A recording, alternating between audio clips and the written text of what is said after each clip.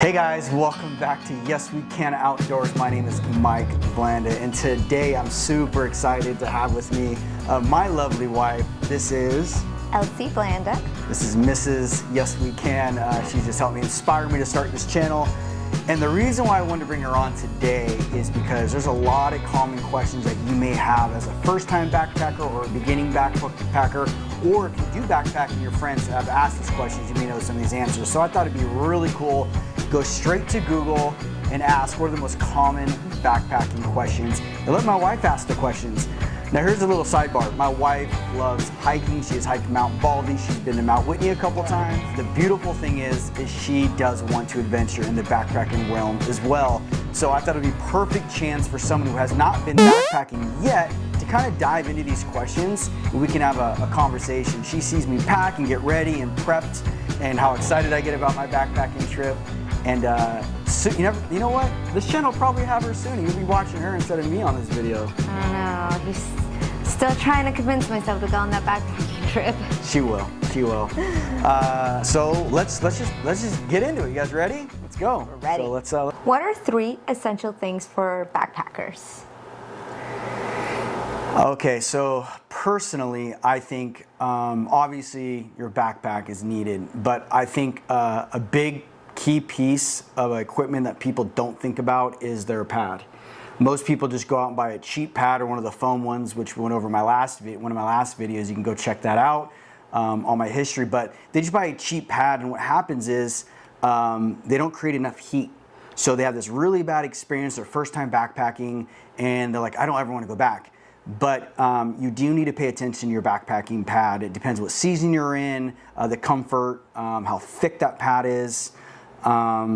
So with that is your sleeping bag as well. You don't want to just go to a Big Five and grab any bag you want that's on sale. You definitely want to take a look at weight. Is it a down bag? Is it a synthetic bag? Your size, right? Are you a short, regular, long? So there's many variables into a sleeping bag as well. I would say the last thing, I'm sure many would agree with this one. Some will probably won't agree, but are socks. Yes, I know it sounds really, really crazy, but even hiking as well, and you may have experienced this yourself, just throwing on cotton socks or whatever socks to go out, and your foot starts to move around, and it can really ruin your trip, having a blister.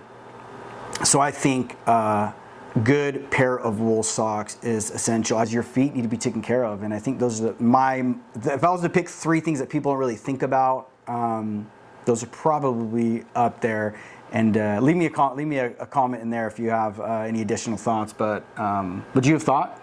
I mean, socks, yes, because like I said, I do hike. And I am very fortunate because I have a best friend who also hikes. So she bought me the best socks ever. I never have had to experience blisters. That's good. But I never thought about size for a sleeping bag. I like that one. What's the next one? The next one. What not to forget while backpacking? Ooh, what not to forget. Well, before I go, it's definitely important to say good, to acknowledge your loved ones before you leave. So giving a hug and proper goodbye the night before, maybe, because I usually get up really early. He does. He pecks me. I can feel it when I'm sleeping. That's the most important. Next question. No, I'm kidding. What not to forget. This may sound a little weird. I've experienced this myself. If you're new to backpacking, you probably won't experience it. You might experience it. Is just double checking your fuel canister. Because my last trip, I actually had to use my friend's fuel canister, a brand new fuel canister, and it was not properly working. I just got a fuel canister, it's going to work. I didn't assemble it and try it out to make sure it was working. So for me, that was a pivotal point, because what if I was on the trip by myself? Oh my gosh. And I didn't have fuel to cook. So definitely I would say that. But overall, I would absolutely recommend, hands down, is just getting some sort of lightweight, compactable jacket.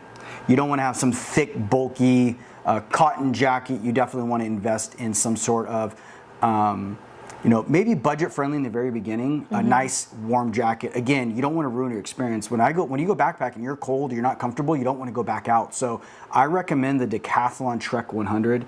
It's very inexpensive. You can go to Decathlon's website. I will have a link down below as well for that. Wow. And that jacket only is $90. And I think it's $750 down or so. So I've actually had that jacket in the upper 20s, and I had layers, but I was comfortable. So I would say if there's anything you're gonna remember, a nice comfortable jacket is important. But before that, check your fuel. Make sure your fuel's working properly. Good to know. Good to know. Okay, next question. Let's do it. Ready? What is the most fundamental skills needed in backpacking? Oh, that's true. Fundamental skill you need to know how to boil hot water. Seriously. Seriously.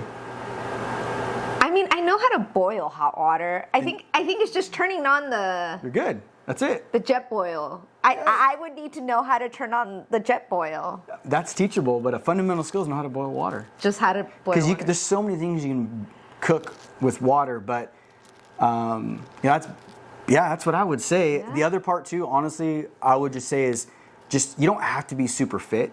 You can actually not be the most fittest person. You don't have to be the most athletic person. You don't have to be the lightest person. You don't have to be the strongest person. I just think fundamentally, if you just want to go experience something new and different, you can go visit REI and borrow stuff, and you can return it when you're done. Yes. You can borrow things from REI? You can go rent stuff from REI and go on a backpacking trip. Absolutely. What? Yes. I mean, I knew that you can rent designer bags, but now you can rent REI. Yes. The other thing too is there's communities out there like on Facebook, and if you know me, you can always contact me as well, or find someone that you do know backpack. But borrow some stuff in the beginning. I wouldn't go lavish and go buy a whole bunch of things, but just do it. Just fundamental skill. Just have the ability to believe in yourself that you want to get out there and experience something new and experience what nature has, because it's beautiful. Food tastes better out there. So even with he says. It's true. So even if you bring just water, you bring some like top ramen or simple soup, just to add water. Just boiling water, you can get by with a lot. Just boiling water. Stuff. Okay. Yeah. I was like, can we bring fresh fruit, vegetables? Here we go. Things she needs to learn. Yes, we can. Let's do it. Yes, we can. Let's do it. Yes, we can. That was a good one. All right. Can I just say one fundamental skill that I think we should have? Yeah, absolutely. The ability to pick the best backpacking partner. That's that. You don't want to get stuck with someone. Yeah, you know what, I overlooked that. If you're brand new to backpacking, finding someone that has been there before will definitely help you out, or go with a group of people. When you see other people do things or how they cook or what they prepare, you're visually seeing different people that you're there, and you can ask questions. They can ask you questions. You get to see different kind of equipment or gear, and you get to really just kind of fine tune what you think would work best for you. And it changes. There's some things that I don't bring when it's just a couple people. There's other things I bring when there's more people. So That makes sense. You know, so it's definitely grab someone and just go. Grab them. Take me. We'll be back. What? Okay, next question. How many miles a day is normal for backpacking? I actually do want to know that, because I've been thinking about it. Like, how many miles are we hiking each day that we're like sleeping? A very packed question, even though it's really easy, because I think it really depends on the backpackers. If you are with a group of people that are there just for more comfort backpacking, and you have some really good meat and some really heavy food, and you just want to stay local, then go as short as you want. The cool thing too about when you're backpacking in is you can this is kind of how I like to backpack. I like to just backpack in and set up and stay there for a couple days. And that gives me the ability to just go explore around the area, go day hike, soak in the nature. I don't have to pack up my stuff and go to the next destination. So, I mean, I do like that as well. I like having that ability. But if we're talking about beginner or brand new backpackers, pick a spot that is close by, just get there and set up, and then you kind of get a feel for a rhythm of what you may or may not like. So, and just go, let me go a mile, and then set up camp, and then turn around and go back. And that's very common, actually, because people have work and they have life. They're, maybe they're school. For me, I'm a dad. I'm a husband. I'm a friend. I'm a father. I'm a coach. I'm a volunteer. So I have a lot of things going on my plate. So I generally go for 2 nights. I'm going to take it slow. Yes. Instead of running. Yes. It's like going straight and having triplets. Like you're like, no, I never want a kid again. But if you have one, okay, it's cute, it's nice. It's starting to listen, it's starting to say yes and okay, and you know what I mean? Then you're like, okay, let's have a second one. I don't know. After the third one, I still want to have more. Yeah, I don't know about that one. All right, what's the next one? How far should I plan to hike? or backpack? Like, how far in advance should I start planning? Okay. So I really think it depends on where you're going. But it may be a spur of the moment type, first come, first serve type thing. So like, if you're going to a destination that's very sought after, you have to go in and get a permit, and you have to plan for that way. We're doing El Capitan, Yosemite. That was needed a permit. Luckily, thank goodness for my buddy Brian, he did all that planning ahead of us for us. Best backpacker planner ever. Yes, he's amazing. When I just recently got back from Joshua Tree, and it was actually maybe 2 weeks. I was going to hit up Bear Trap, and we had planned that maybe about a month in advance. The reason why I chose Bear Trap, I had some buddies that have never backpacked before, and it's not too strenuous, and they have a fire pit, and it's a little bit more comfortable. But due to Southern California rain and snow, it was just closed off. Maricopa County was closed off, so we couldn't get to it. So we had to think of an alternative route, and we were able to find a Joshua Tree, and there was plenty of registration available to get a spot. So again, it really depends where you're at, where you live. So it really depends on who you're around and who you're with. Yeah. What are your thoughts? Leave comments down below. How far in advance should you plan your backpack? And do you have any good destinations in your local area for a new backpacker, for all the 120 people that watch my video? Not very many, but hey, leave a comment down below of Be kind to yourself. of your favorite spot that you would recommend, maybe a new backpacker. Me. Yeah, there you go. Maybe we'll go take that trip and give you guys. Where should I go? There you go. I have carried a backpack before while hiking. It was my friend's her backpacking. Yeah. So it wasn't like fitted for my body and it was kind of weird on me. I was a little scared, but I would want to try out the backpack first around. Absolutely. Walking around. Absolutely. I don't know.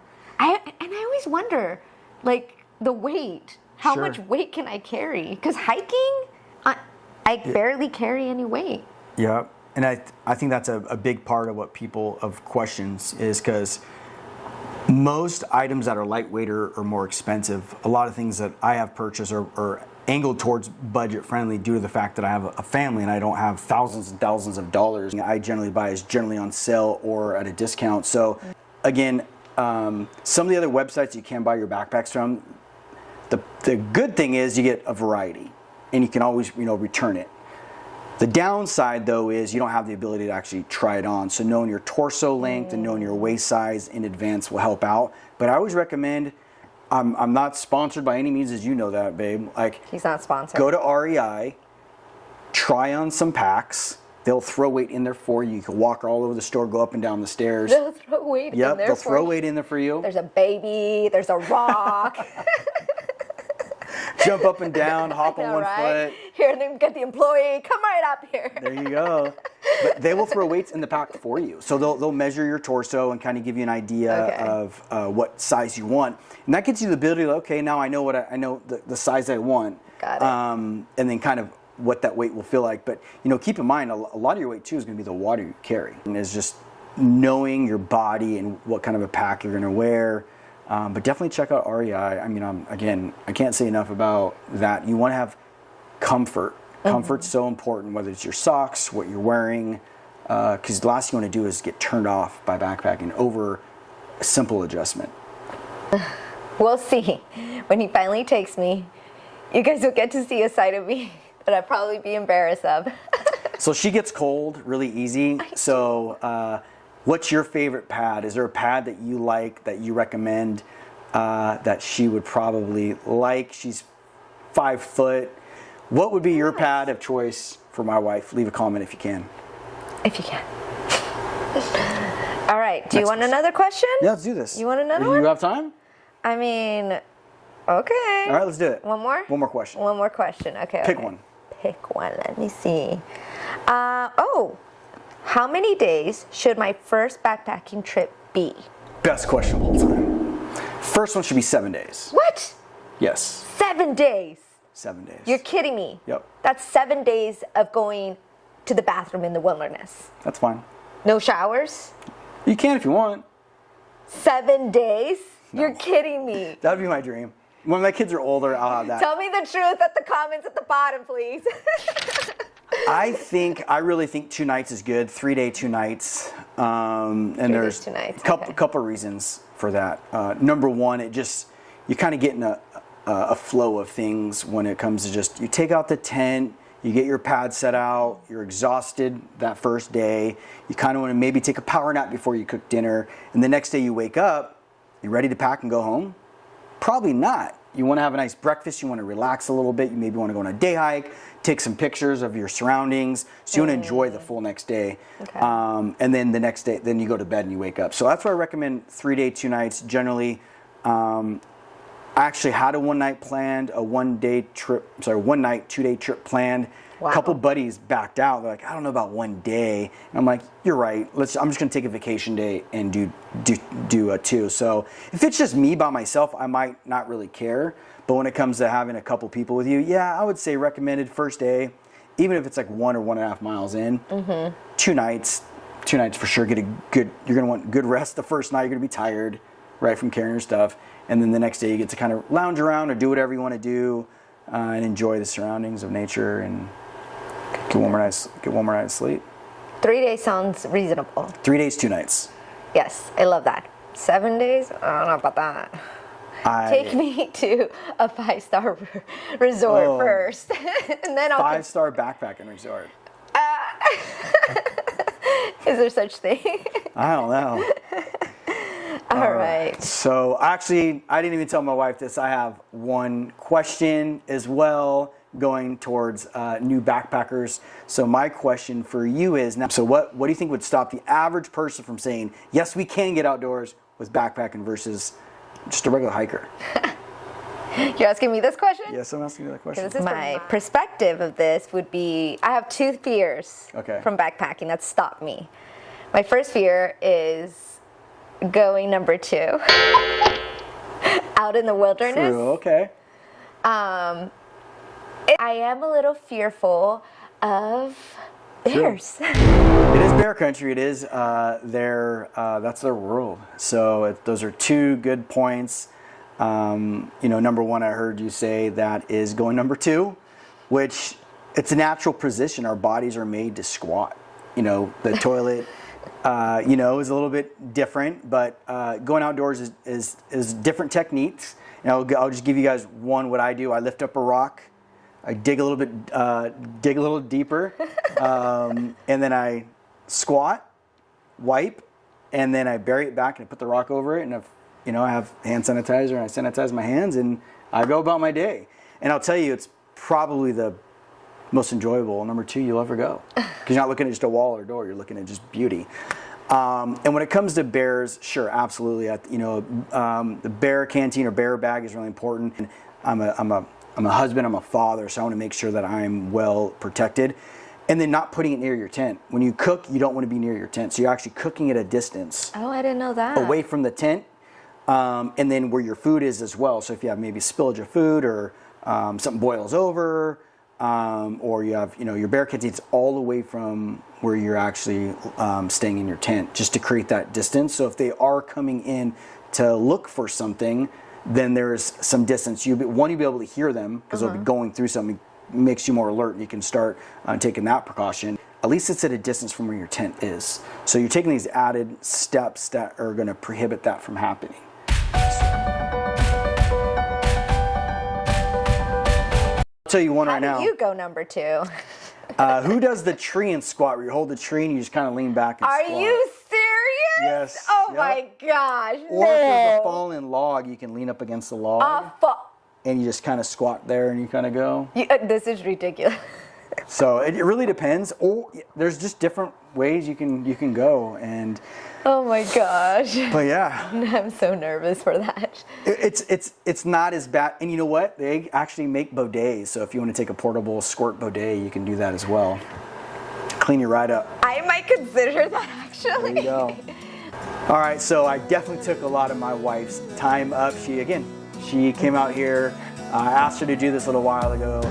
She's been battling a cold, but she's holding strong. And I just want to thank you so much for tuning in today. If you have any additional questions that you may have, feel free to leave them in the comment, and I'll get to them. Thank you so much for the others that have commented on my other videos. it helps me out too. It motivates me. Thank you guys so much for just encouraging me to keep doing this, sharing my journey. My wife, Mrs. Yes You Can, and myself, Yes You Can Outdoors. We just appreciate you. So thank you so much. Any last words? I can't wait to share my first experience with you guys. Nice. Would you follow this video No, don't you if she was on this video more consistently? Don't. Would you? I would. I would. Don't answer that question. All right, guys, that's all I got for you today. Thank you so much. All right, bye. Sayonara. Good job, babe. Woo! Awesome. I'm not sponsoring Starbucks. Hopefully I hit the record button. Oh my gosh. Imagine if you didn't. It's happened before.